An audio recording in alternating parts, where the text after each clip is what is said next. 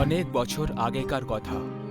একটা গ্রামের কাছে অনেক বড় একটা পুকুর ছিল। গোটা দিন ওই পুকুরের কাছে অনেক লোকেরা ঘুরতে আর সাঁতার কাটতে আসতো। রাতের সময়ও ওই পুকুরের কাছে লোকেদের আসা যাওয়াটা সবসময় লেগে থাকতো। এইভাবেই পূর্ণিমার এক রাতে চাঁদের আলো পুকুরের জলে চমকাচ্ছিল। তখন পুকুরের কাছে অনেক লোক উপস্থিত ছিল। তাদের মধ্যে তনু আর মণি পুকুরের ধারে গল্প করতে করতে ঘুরে যাচ্ছিল। কথা বলতে বলতে তনুর পা পিছলে যায়। তনু পুকুরে পড়ে যায়। ও সাঁতার কাটতে জানতো না। মণি সাহায্যের জন্য চিৎকার করতে লাগলো। বাঁচাও, বাঁচাও, ওকে কেউ! শোনো, ওকে কেউ বাঁচাও, সাঁতার কাটতে জানে না। তনু আর মনির আওয়াজ শুনে ওখানের সব লোকেরা পুকুরের কাছে এসে জমা হয়ে যায়। কিন্তু রাতের সময় হওয়ার কারণে সবাই জলে নামতে ভয় পাচ্ছিল। তনু ডুবতে লেগেছিল। সবাই শুধু দেখেই যাচ্ছিল। তনু জল থেকে রেগে বলতে লাগলো, আজকে আমাকে বাঁচানোর জন্য কেউ এলে না। ঠিক আছে, কিন্তু একটা কথা মনে রেখো, মরে যাওয়ার পর যার যার ছায়া এই পুকুরের জলে পড়বে তাদের সবাইকে এই জলে প্রাণ হারাতে হবে। তনু জোরে জোরে চিৎকার করতে শুরু করলো। আর ওর আশেপাশে জলের একটা ঘূর্ণিঝড় তৈরি হতে লাগলো। সবাই ভয় পেয়ে পেছনে সরতে লাগলো। ওই জলের গতি তনুকে ভেতরে টেনে নিল আর জল শান্ত হয়ে গেল। সবাই কি হয়েছে এটা জানার জন্য আস্তে আস্তে পুকুরের দিকে এগিয়ে যাচ্ছিল। আর তক্ষুনি পুকুর থেকে চিৎকারের আওয়াজ এলো, মনে রেখো, ছায়া! সবাই ভয় পেয়ে গ্রামে পালিয়ে যায়। আর সেই রাত থেকে পুকুরের কাছে লোকেরা আসা যাওয়া বন্ধ করে দিল। তারপর পুকুরের সব শোভা হারিয়ে গেল আর ওটা একটা ভুতুড়ে জায়গা হয়ে গেল। ওই পুকুরের কিছু দূরে গ্রামে যাওয়ার একটা কাঁচা রাস্তা ছিল। সবাই ওখান থেকেও যাতায়াত করতে ভয় পেতে লাগলো। এক রাতে মহেশ আর আবির বাইক থেকে গ্রামের দিকে যাচ্ছিল। মহেশ বাইক চালাচ্ছিল, কিন্তু যেতে যেতে ও পুকুরের রাস্তায় এসে থেমে যায়। ও যে জায়গাটায় থামলো ওখান থেকে দুটো রাস্তা গ্রামের দিকে চলে যায়। আরে ভাই, থেমে গেলি কেন? চল পুকুরের রাস্তা দিয়ে। আরে ভাই, মরতে চাস নাকি? তুই জানিস না পুকুরে কি হয়েছিল? আরে কত মাস পেরিয়ে গেছে ওসব হয়ে, কিছু হয়নি এখনো অবধি গ্রামে। আর এমনি তো এটা শর্টকাট, আমাকে তাড়াতাড়ি ঘরে যেতে হবে ভাই। আরে যদি কিছু হয়ে যায় তখন? আরে কিছু হবে না আমাদের, তুই চল, ভয় পাস না, চল চল তাড়াতাড়ি চল। মহেশের ইচ্ছে না থাকা সত্ত্বেও পুকুরের রাস্তা দিয়ে ওই বাইকটা ঘোরালো। মহেশ আর আবির দুজনেই পুকুরের রাস্তা দিয়ে বাইকে চেপে যাচ্ছিল। যখনই পুকুর দেখতে পাওয়া গেল, মহেশ বারবার পুকুরের দিকে দেখে যাচ্ছিল। আর এই কারণে বাইক ঠিক করে চলছিল না। আবিরের ধ্যান মহেশের দিকে গেল। আরে কি করছিস? সামনে দেখে চালাবি তো। মহেশের জ্ঞান ফিরে যায় আর সোজা দেখতে লাগলো। সেই সময় পুকুরের কাছের জঙ্গল থেকে কিছু আওয়াজ শোনা গেল। দুজনে পুকুরের দিকে দেখলো। পুকুরের ওপরে ওরা এক ডাইনির ছায়া দেখতে পেল। দুজনে খুব ভয় পেয়ে গেল। মহেশও খুব ভয় পেয়ে যায় আর বাইক তাড়াতাড়ি চালাতে শুরু করলো। আর ও বারবার ওই ছায়াটার দিকে দেখে যাচ্ছিল। গতি আর মহেশের অন্যমনস্ক হওয়ার কারণে বাইকের সন্তুলন খারাপ হয়ে যায় আর ওরা পড়ে যায় আর পুকুরে পড়তে পড়তে বেঁচে যায়। দুজনেই পুকুরের ধারে এসে থেমে যায় আর ওদের ছায়া জলের ওপর পড়ে যায়। পুকুরে নড়চড় শুরু হয়ে গেল। দুজনে পুকুরে দেখলো তখন ওরা নিজেদের ছায়ার সাথে সাথে একটা ডাইনির ছায়াও দেখতে পাচ্ছিল।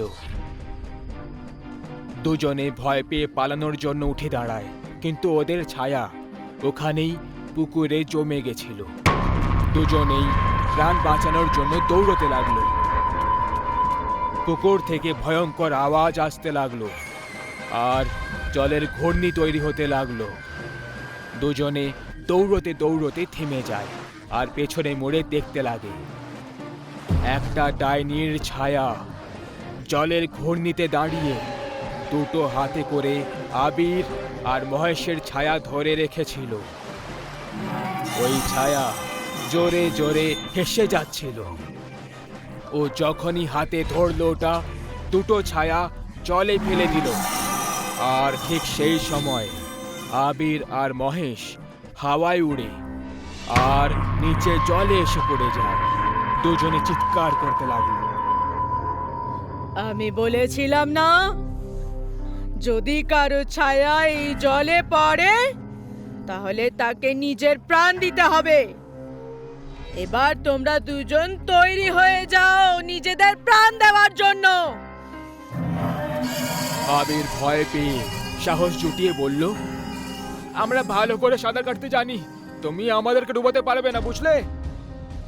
তোমাকে কে বলেছে যে তোমাদের পুরো শরীর জলে ডুববে? মানে? ডাইনি চিৎকার করে ভয়ঙ্কর ভাবে হাসতে শুরু করলো। ডাইনি ছায়াগুলোকে আবার হাওয়ায় তুললো আর ওদের শরীর থেকে মাথা উবড়ে দিয়ে জলে ফেলে দিল। তার সাথেই আবির আর মহেশের মাথাটাও জলে এসে পড়ে যায়।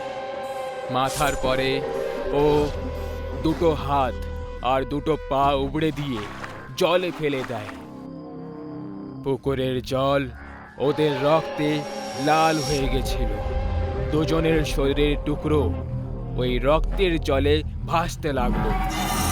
আস্তে আস্তে চিৎকারের আওয়াজ শান্ত হয়ে গেল আর ওই ডাইনির ছায়া জলের সব রক্ত আর শরীরের টুকরো নিজের দিকে টানতে লাগলো। ঘূর্ণিঝড় শান্ত হওয়ার পরে ডাইনির ছায়া হাসতে হাসতে পুকুরের জলে উধাও হয়ে গেল আর জল আগের মতো পরিষ্কার আর শান্ত হয়ে গেল। পুকুরের কিছুটা দূরে ওদের বাইকটা পড়ে রয়েছিল, যার উপরে একটা কাক একদম চুপচাপ বসেছিল। গোটা পরিবেশ শান্ত ছিল। হঠাৎ করে পুকুর থেকে ডাইনির ছায়ার দুটো হাত বেরোলো আর ওই বাইকটাকে হাওয়ায় তুলে নিল আর গ্রামের দিকে ছুঁড়ে দিল। তারপরে হাত দুটো আবার জলে উধাও হয়ে গেল। ওই হাতগুলোর কারণে ওই কাকটা ভয় পেয়ে যায় আর উড়তে উড়তে জোরে জোরে কা কা করতে লাগলো। উড়তে উড়তে কাকটা পুকুরের ওপর দিয়ে গেল আর ওর ছায়া ওই পুকুরে বন্দি হয়ে গেল। পুকুরে আবার নড়চড় শুরু হয়ে গেল আর আস্তে আস্তে ডাইনির হাসার আওয়াজ আসতে হয়ে গেল। একটা গ্রামে অলোক নামের একজন খুব বড় বিখ্যাত চিত্রকার তার স্ত্রী আর ছেলে রনিদের সঙ্গে থাকত, কিন্তু এখন বয়স হয়ে যাওয়ার কারণে তার জন্য চিত্র তৈরি করা কঠিন হয়ে গেছিল। এক রাতে অলোক নিজের ঘরে চিত্র বানাচ্ছিল আর তার অসুস্থ স্ত্রী বিছানায় শুয়েছিল। তুমি কি করছো?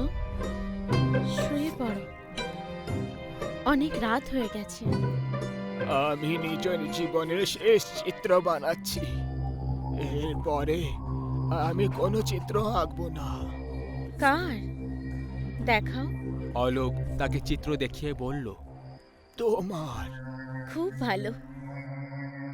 হাওয়ার কারণে ওপরের কাগজটা উড়ে যায় আর স্ত্রী তার নিচের চিত্রটা একটু দেখে ফেলে। ওই নিচে ওটা কার ছবি? অলোক কাগজ উল্টালো আর নিচে রাখা ডাইনির চিত্র সামনে চলে এলো।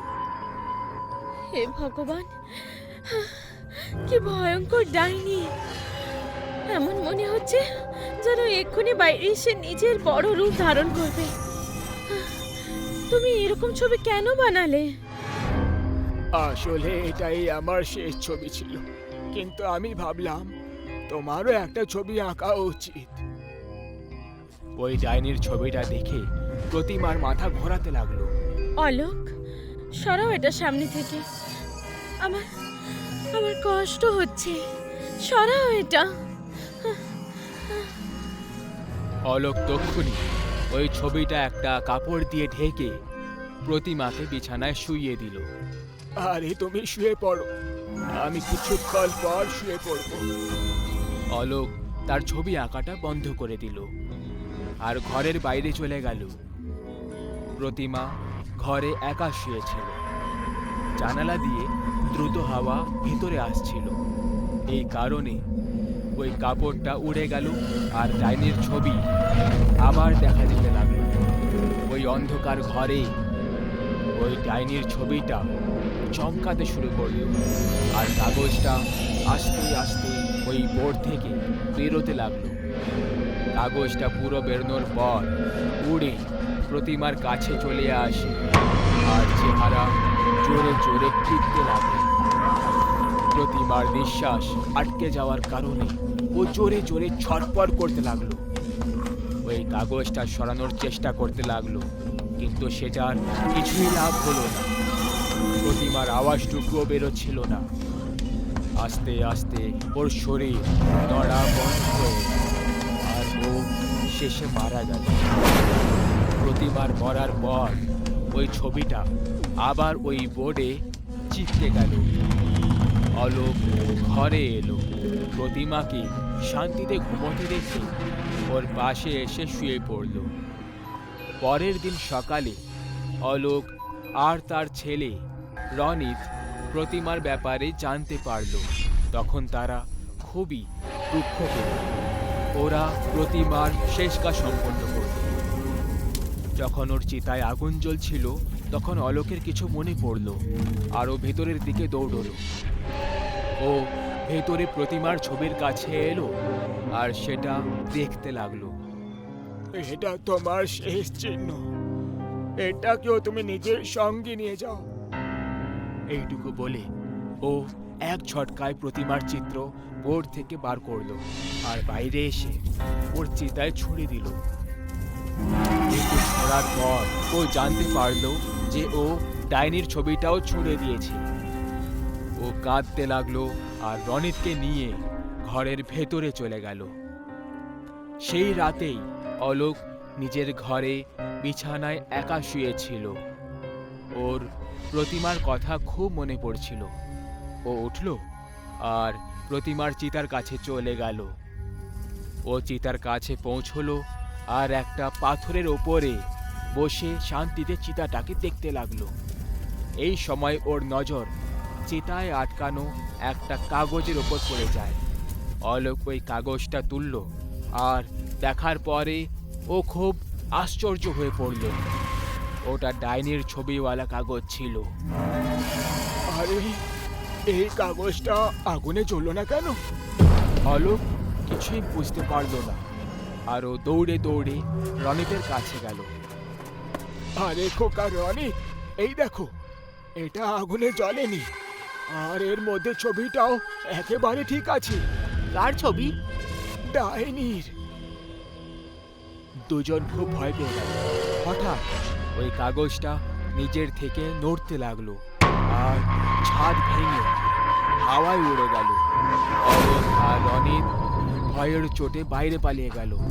ওরা দুজন বাড়ি থেকে দূরে দৌড়তে লাগলো আর হঠাৎ করে থেমে গেল। ওদের সামনে হাওয়ায় ডাইনির ছবিওয়ালা কাগজটা দাঁড়িয়েছিল আর এখন ওটা আগের থেকে অনেক বিশাল হয়ে গেছিল। ওর ভেতরের ডাইনি নড়ছিল। অলোক, তুই আমায় পোড়ানোর চেষ্টা করেছিলি, এবার আমি তোকে জ্যান্ত ছাড়বো না। স্ত্রীর পর এবার তুই হবি আমার শিকার। মানে প্রতিমাকে তুমি মেরেছো? হ্যাঁ। ডাইনি জোরে জোরে হাসতে লাগলো। অলোক ভয় পেয়ে গিয়ে পালাতে লাগলো। কিন্তু ওই ডাইনি ওকে কাগজ দিয়ে ঘিরে ফেলল। অলোক কাগজের ঘেরায় বন্দি হয়ে গেল। ডাইনি অলোককে হাওয়ায় তুলে কাগজের মধ্যে আটকে ধরল আর ওর শরীরটাকে মোচড়াতে লাগলো। এরই সাথে অলোকের হাড় গোড় ভাঙার আওয়াজ পাওয়া যাচ্ছিল।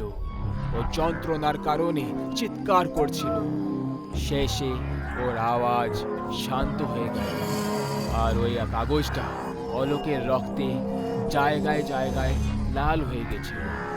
ডাইনি কাগজটাকে এক ঝটকায় খুলল আর অলোকের শরীর রনিতের সামনে এসে পড়ে গেল। রনিত ভয়ের চোখে অলোককে দেখছিল। ডাইনি রনিতের কাছে আসতে লাগলো। এবার তোমার পালা। রনিত ভয় পেয়ে পেছনে যেতে লাগলো। ও নিচে পড়ে থাকা একটা কাঠ তুলল আর ডাইনিকে ভয় পেয়ে বলল, দেখো সামনে আসবে না। তুমি আমাকে একটা ছোট কাঠ দিয়ে মারতে পারবে না। ডাইনি হাসতে লাগলো আর রনিতের কাছে পৌঁছে গেল। যখনই ওই ডাইনি রনিতকে ধরার জন্য সামনে এগোলো, রনিত ওই কাঠটা জোরে ঘুরিয়ে দিল আর ওই কাগজে গর্ত হয়ে গেল। এই কারণে ওই ডাইনি পেছনে সরে গেল। রনিত দেখল যে ওই গর্ত দিয়ে কালো রক্ত বেরোচ্ছিল। রক্ত এই জন্য বেরোচ্ছিল কারণ যেখানে গর্ত হয়েছিল ওখানে ডাইনির পা বানানো হয়েছিল আর ওই রক্ত ওর পা থেকে বাইরে আসছিল। রনিত এটা দেখে হাসতে লাগলো।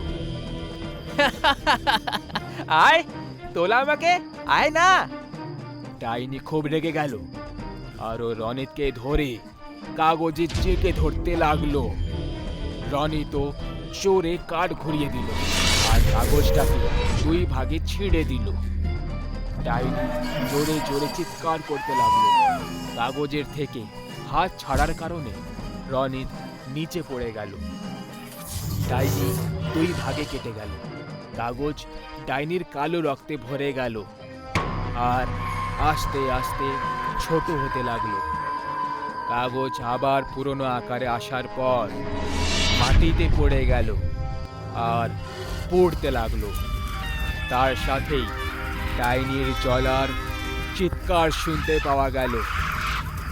কাগজটা একেবারে পুড়ে যাওয়ার কারণে রনিত অলোকের লাশের কাছে গেল আর অনেকক্ষণ ওখানেই কাঁদতে থাকলো।